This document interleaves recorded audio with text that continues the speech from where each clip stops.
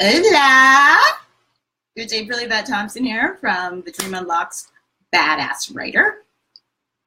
And today, as promised, I'm going to be your personal writing coach. So I am taking questions about writing. If you don't know, I have been promoting Finish Your Damn Script, 2 different classes, an 8-week class and a 12-step for $29.99. The 8-week class starts one day and it's $3.99, and all of these things are available via payment plans. But what I really wanted to talk about here today is I want to respond to the questions that I've gotten on these surveys. Like, thank you so much, everyone, for completing these surveys. It's given me such a great sense of what I need to teach or how I need to structure classes to help you finish your damn script. The Dream Unlocked Coaching, of which I'm the founder, April Yvette Thompson, is really designed, it's a boutique coaching. So it is designed to serve you.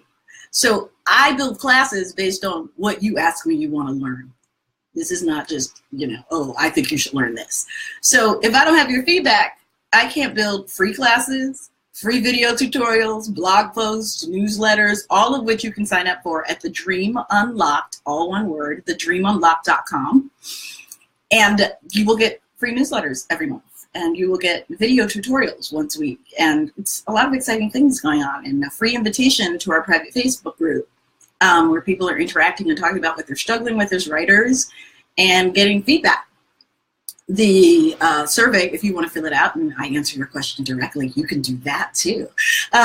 You can email me at AprilYvetteThompsonCoaching@gmail.com.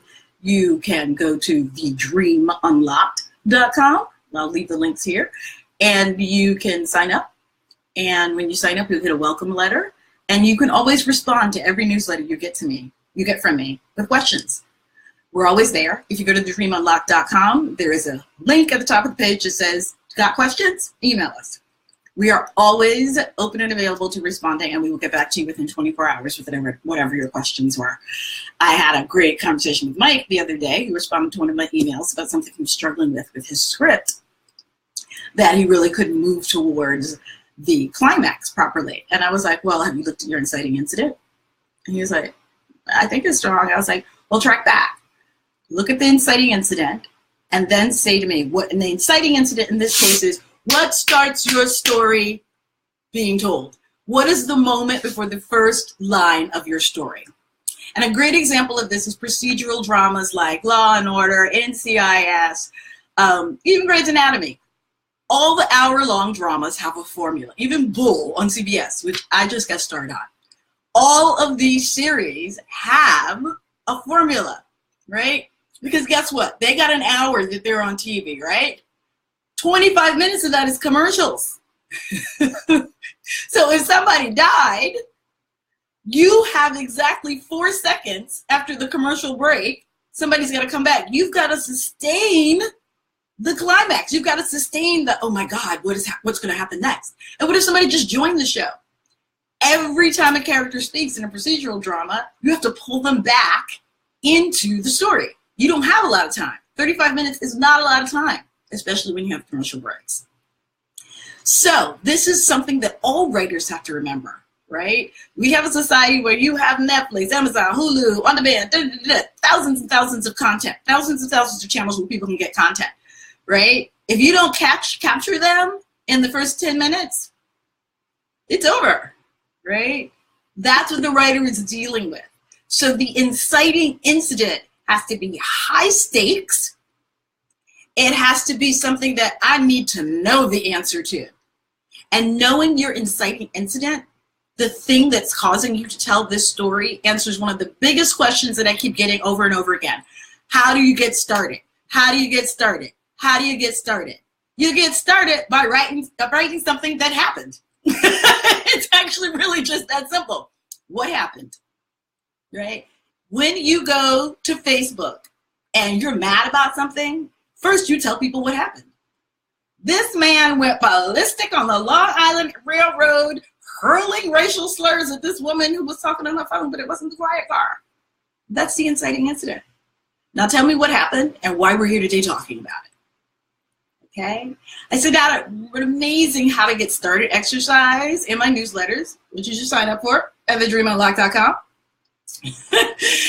And these newsletters are full of exercises about how to get started. And one of them was Facebook. People tell me all the time, I want to write, I have a story, I want to write, I have a story, I want to write, I have a story, I want to write, I have a story, I want to write, I have a story. I don't know where to start. How long have you been on Facebook today? How many posts have you commented on, liked?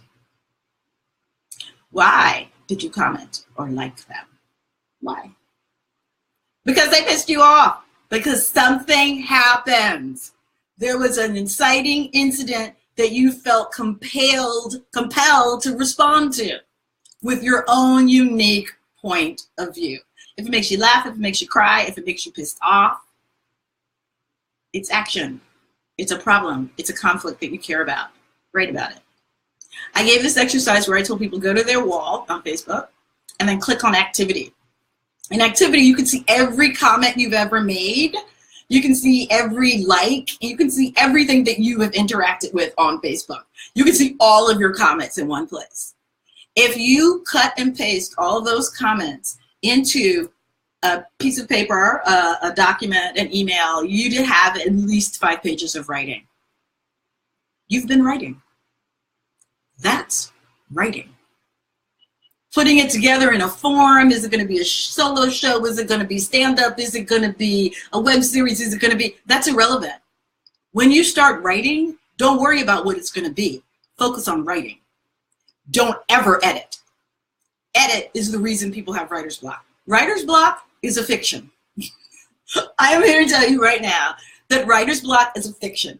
And until you start dealing with writer's block as a fiction, it will continue to beat you. It doesn't exist because you're writing all the time. Writer's block means something is blocking me from writing. That's what writer's block means. What is the thing that's blocking you from writing if today you spent 40 minutes on social media writing? What is the thing that's keeping you from writing if you spent today sending out 15 emails to people you work with explaining what you need and what needs to be done? That's writing. Your grocery list, that's writing. Emailing your accountant saying, what the fuck is going on with my tax return this year? That's writing. That's a story. So now I'm going to dispense with writer's block. It actually doesn't exist because you're writing every single damn day. You're just not considering that writing. It is writing, right? When you feel strongly about something and you expressed an opinion or you have a problem that you need to solve, so you send somebody a letter, that's writing. That's writing. Cut and paste it. Put it all in one email. Put it all in one, document or something on your computer at the end of the day. Within all that text that you have spent today writing, because you've spent the day writing about things that you actually care about, are stories. There's tons of stories in there. It's tons. If you took all your social media posts, all your emails for the day and just copied and pasted, don't edit them, just copy and paste them all into one document and go through it and say, okay, what keeps coming up here? I am pissed about this president.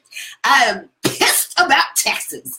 I am pissed about, pick your pick, right? Whatever keeps coming up. That's the kernel of a story, right? Look at your post. What post do you respond to over and over again? Okay, I'm gonna tell you my dirty secret. I am not a cat lady, as my neighbor told me. I am a cat woman because cat women are hot, cat ladies aren't. I am a cat woman who feels very strongly about the community cats getting fed. I feel very strongly about cute cats giving opinions on social media, and people always send me posts. Don't judge me. This is my situation, okay? I love the cats. Anytime somebody points some cute shit out to me on social media, I got shit to say about the cat. And it's always a cat with attitude.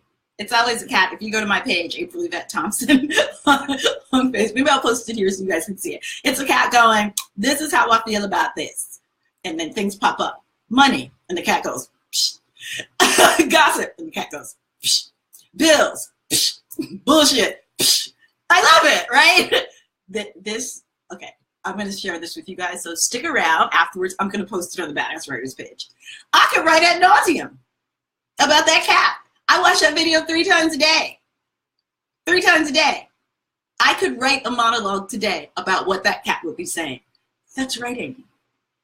The key to getting over writer's block is just to write and don't worry about what you put down. Write down things you got an opinion about, and the rest will come later.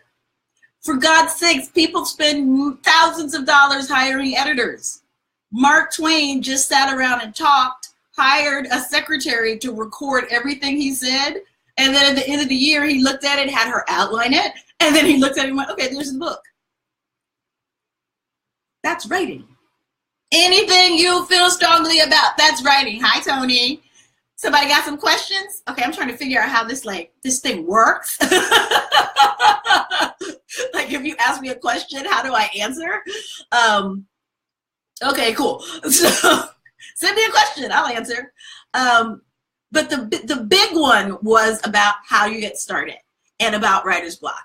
And let me just say this, there is no writer's block because you're writing all the time.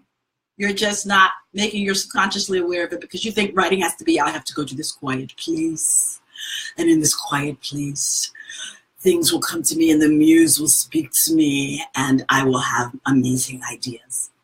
No, bitches. That's not how it works. Even Stephen King, if you read his book, and he's prolific, and I bring him up all the time because that motherfucker could write a book a minute. Okay, he be writing books. He was always writing, even before he was Stephen King. If you read his book on writing, he had 14 jobs, 4 kids, and a mortgage. He wrote all the time. He just jotted stuff down when he had a chance. But the most important thing that he says is every single day write something. Well, cut and paste. I want you to try this for a week. Cut and paste all of your emails, all of your comments on social media into one document. And then come back here a week from today and we'll have another writing class and you tell me what comes out. Now, I have a great question from Tony. What about when you have too many ideas? Write them down. Don't worry about what they're going to be. The problem is you're worrying about what they're going to be instead of writing. Write down the ideas as they come to you. Say to yourself, today I ride on the train for exactly 12 minutes from my house to the gym. In that time, I'm going to write down everything that comes to me. Or better yet, I don't care if people think you're crazy. I do it on the train. I turn on my recorder to Memo or iTalk, and I talk. This bitch across from me is singing out loud at the top of her lungs. And then I narrate how I'm feeling about that because I was actually trying to read a book and couldn't because this woman across from me is doing this. And then I jump to the next topic. The point is, I have said, for this 12 minutes that I'm on the train, I'm going to write down the first thing that comes to my head. When I do classes, when I do writers' retreats, they start as silent retreats. They start as silent classes. And the rule is, if you have something to say, write it down. What if you set a time for yourself? 5 minutes today. 5 minutes. Just 5 minutes.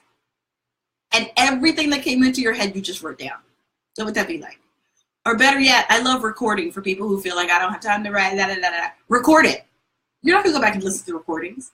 At the end of the year, you go hire your cousin or the little kid that lives down the street from you or the really brainiac kid that lives downstairs to transcribe that for you, and that will be your writing. But for now, you don't have time. Mamas ain't got time. People with full jobs ain't got time. Actors on set ain't got time. You got time to respond on social media. You got time to record yourself. That's why writer's block doesn't exist, because you're writing all the time. You're just not keeping track of it, right? So find a moment. And the moment is usually when something has made you laugh out loud, something has been super funny, something has been super tragic, like somebody trying to kill themselves on the train. I was actually reading my friend Jessica Blank's post, and she was on the train trying to, work lines or whatever. And this woman saved this homeless man for trying to jump off the train. And she just wrote it on her Instagram. It's a gorgeous story. As things happen, record it. Put it on social media. Wherever. I don't care where you put it. And then ask someone to take all that content for you. If you know you're going to edit and judge yourself, ask the babysitter, give her $20 and ask her to cut and paste everything that you wrote and everything that you recorded into one document. We'll go ahead and outline it and turn it into whatever it's going to be later. I have an outline. I always tell folks, don't outline first. Let all your ideas get regurgitated onto the page. So there's no such thing as too many ideas, Tony. Just record them someplace. Write them down someplace. Put them all in one place and come back to them later. Or better yet, hire somebody to outline them for you. Because the outline that I have an outline for solo shows. I have an outline for screenplays. I have an outline for well-made multi-character plays. I got outlines. The outlining, that's what editors do. Writing is telling us what you think and what you feel. And what I love, what had happened, which is the inciting incident. The inciting incident is the thing that made you mad. It's the thing that happened that gave you an opinion that you had to express. It's the murder that happens before the credits start rolling on NCIS or Law and Order. It's the thing that makes you tell story.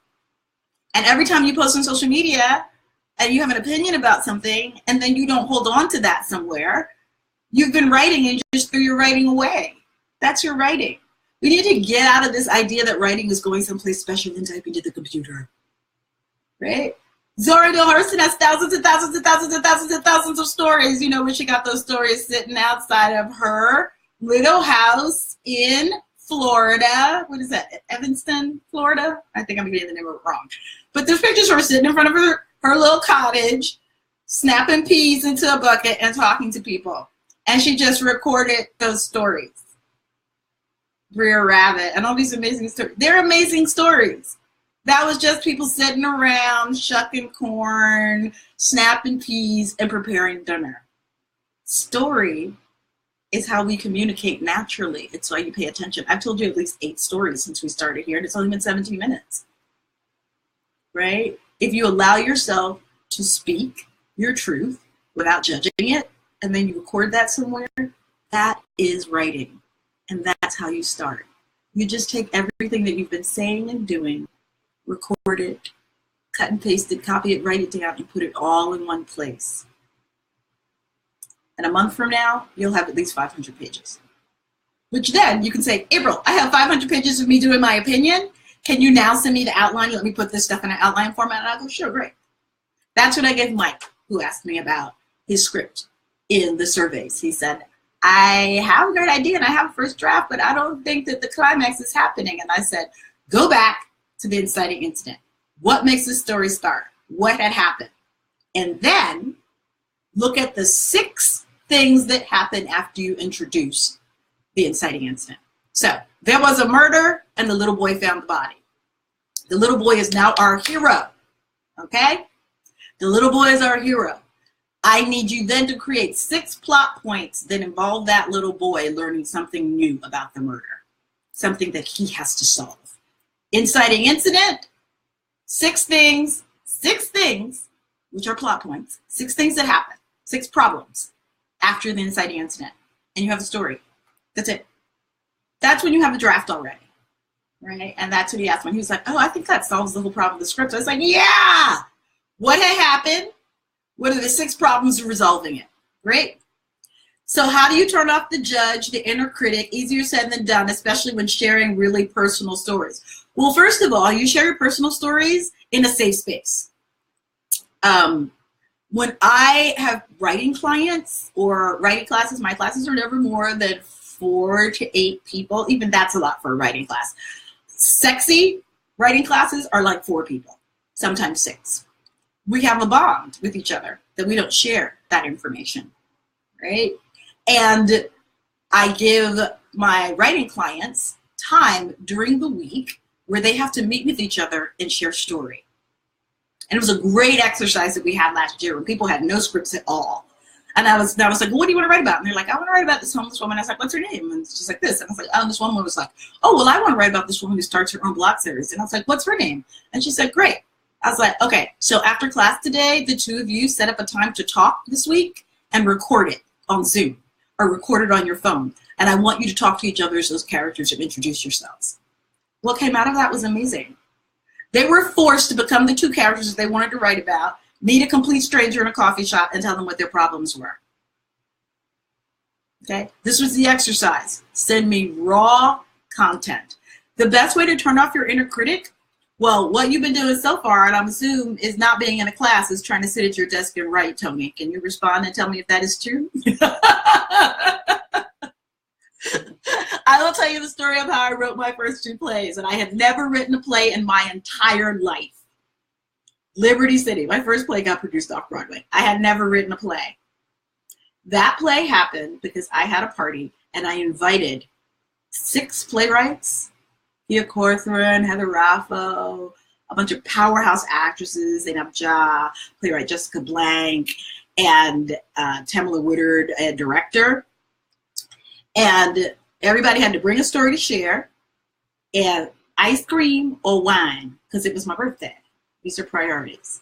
And then everybody had to bring a story to share, and we recorded the stories. And I did these story circles once a month. And eventually, the two playwrights, Heather and Jessica and Kia, turned to me and they were like, you know, you're a playwright, right? I was like, no, I've been trying to write slave narratives and da, da, da. And they were like, why are you writing slave narratives? Why aren't you just telling your stories? And I was like, because that's not writing. And they all looked at me and they were like, okay, we're going to finish your play this year. I was like, what? They were like, yes, we're going to come here every week. One of us, right? And if you can't get somebody to come, hire somebody to come and sit across from you and tell them a story.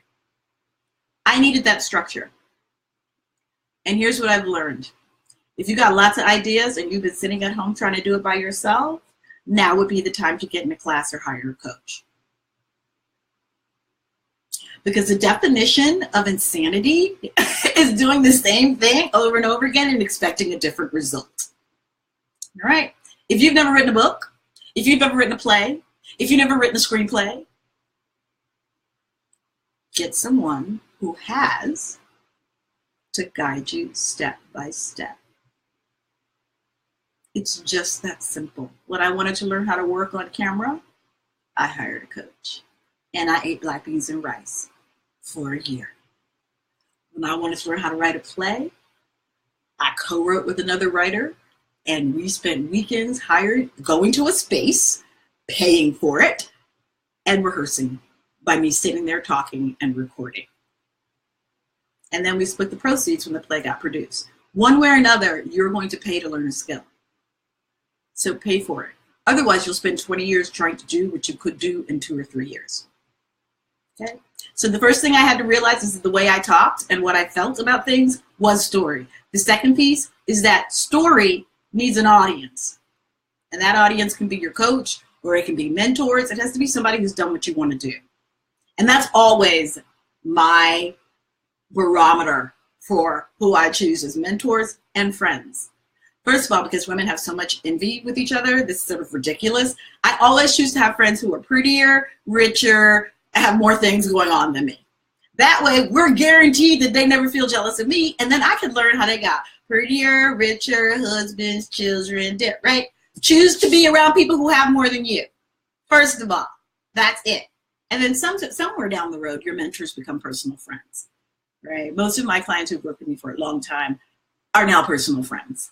Right? And they better be, because they work with me, because I told them to finish their scripts and produce them, and then they did, right?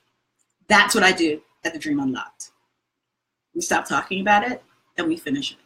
And the great thing about a coach or a teacher or a class is that if it's a class guided by a teacher that kicks ass and demands 25 pages a week, then there's a level of accountability that everybody has to reach. And then there's this other sexy thing that happens when you're in a class as opposed to private coaching, is that I recently had a class, Justine Hall, who I love, who just finished her solo show, took the class, and every week I was like, okay, everybody, give me your 25 pages to transcribe. That could be cutting and pasting from your social media post. It didn't have to have an agenda. It didn't have to be pretty. It didn't have to be, and especially didn't want it edited. You just had to write it down and then send me those pages each week. And then we would discuss, and then I would look at it and give you notes and help you structure it and outline it, right? And that's how people learn to write. Justine, the requirement was 25 pages a week. Justine wrote 50 and gave it to me 2 days before class. She emailed it to me 2 days. Guess what that did when we got to class and people were like, well, I have 4 pages. And then everybody had stop and share. And I teach my classes on Zoom, which is a video like this, and you're allowed to split the screen and share your pages. So each person would share their pages and somebody else would read it, which is the structure of my classes. Justine would have 50 pages. Well, what would happen is everybody would not do their homework, come in and read 2 pages, and be like, my pages suck, I'm not going to read them at all. And I was like, I'm happy to take your money every week, but it would help if you like did the pages so I could give you feedback. So people come in with 4 pages, no pages, 10 pages, 8 pages, and Justine would have 50. Guess what that did in the class? It forced everybody else to fucking finish. Just that simple. There's a level of accountability. Now, there are some coaches who just glad to take your money. There's some people who sell you a masterclass and are not concerned with you finishing. On my classes, there's accountability. You got to send me some pages. You got to schedule a 30-minute with me. There's accountability. I want to see progress. Progress, progress, progress. And at the end, you read your first draft out loud. It's great. Or someone else in the class will. Or in Justine's case, she scheduled a private retreat with me for the weekend. We've done 2 of those. She had no idea what was involved. I was like, okay, so now you're going to read it, the whole thing. And she was like, oh my God. I was like, yeah, go read. Okay. And I'm going to take notes page by page. And then we're going to go back. I'm going to give you a note, and then you're going to rewrite the scene. And then I'm going to give you a note, and you're going to rewrite the scene, and then I'm going to read it, then we're going to move on to the next scene, right? That's a very intense way of working one-to-one. I don't know that that's the way you should start. It's how I started writing. But in a class, that's a great way to write. Or the 12-step class that I'm offering now in the Dream Unlocked is also, I think, an amazing way to write if you're like tense and like, I don't know if I should do this, or I don't think it's good enough, or I have too many ideas, or I'm a hot mess, or I'm scattered. The 12 steps is great. It's $29.99 a month. And you log on to your account. And there is April there in a video giving you the masterclass for this month. It's about a 2-hour masterclass with exercises. And at the bottom, you post all your questions. Okay? And also at the bottom is your homework assignment for the next week. Great. I look at those questions that you sent me, and I say, okay, great, send me your homework. I look at the homework, I look at the questions, and then in the mini class that happens the next week, I answer your questions and give you feedback. Week after week after week. That's why it's called the 12-step. 12 months, a different topic every month, 3 weeks of mini exercises answering your questions. And then once a month, you get to meet with me and show me what you've done. And then if you don't do it, I whip you with a wet noodle and take away all of your guilty pleasures, from sci-fi to ice cream to red wine to beautiful chocolate men like Idris Elba. I then ban all those things from your reality. So, and you don't want to get on that monthly call with me with 5 other writers. I know Tony I was like, I had to throw the Idris Elba in there just for you, Tony, because I will ban him from your life, okay? I can make this happen. Or 4 other men. I'll just be like, who do you think's hot? Okay, great, great, great, okay? So it has a level of accountability because I'm happy to take your money, but what makes me happier is when I get an invitation to the reading, workshop reading of your script with the movie stars attached, or the production of your solo show. Like my client Sharon Washington is closing her show Feeding the Dragon off Broadway at the Cherry Lane. It's amazing. She got nominated for Outer Critics Circle. Those are the kind of invitations I would like to have from my clients. I don't want you sitting in class with me for 3 years. I want an invitation to the premiere of your solo show. I want an invitation to the screening of your film at Lincoln Center. I want an invitation to, you know, the off-Broadway production of your multi-character show at New York Theater Workshop. I want it done. You can do the 12-step. You can do the 8-week class that I'm offering that starts on Monday. You can talk to me about private coaching, but you got to finish. We're not going to work together if you don't finish. It's my rule. I have a few clients I really love. They did not finish. I returned their money. Because I'm not here just to take your money. I'm here to help you tell the stories you were put here to tell and to get out of your own way. That's what I do, right?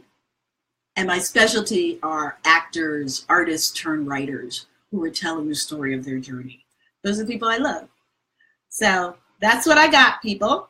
If you have more questions, I will put all the links to the classes. I will put the link to sign up for the mailing list so you can get the 3 video series and you can get a copy of this recording. I will post all of that in the notes, and send me your questions if you have more. Thank you, everyone. This has been lovely. Bye.